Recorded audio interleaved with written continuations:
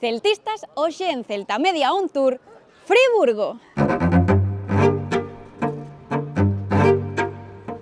A cidade do noso rival en cuartos atópase no sudeste de Alemaña e semella tranquila ata que comezas a fixarte nos detalles. Así que, acompáñadenos a dar un paseo. Arrincamos no centro histórico coa Catedral de Friburgo. Gótica, construída entre os séculos XIII e XVI e cunha torre de 116 metros que domina todo o skyline. Aos seus pés, a Münsterplatz, cun mercado que leva funcionando desde a Idade Media. Desde aí o paseo te leva só á Porta de Suabia, unha das antigas murallas da cidade cunha lenda nas súas paredes. Así que, dentro música medieval.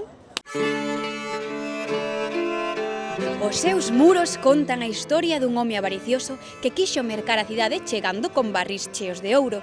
O que el non sabía é que a súa sensata muller xa cambiara o contido por area, facendo que a viaxe acabase cunha mestura de humor e advertencia. Pero esta non é a única porta, tamén teñen outra.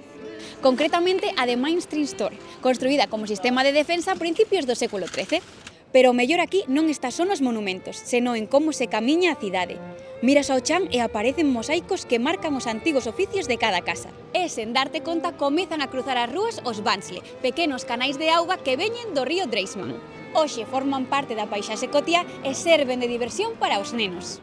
Pero antigamente utilizábanse en caso de incendio ou para ahogando. Pero abre ben os ollos e os atopas, porque dice que se metes o pé accidentalmente casarás con alguén daqui.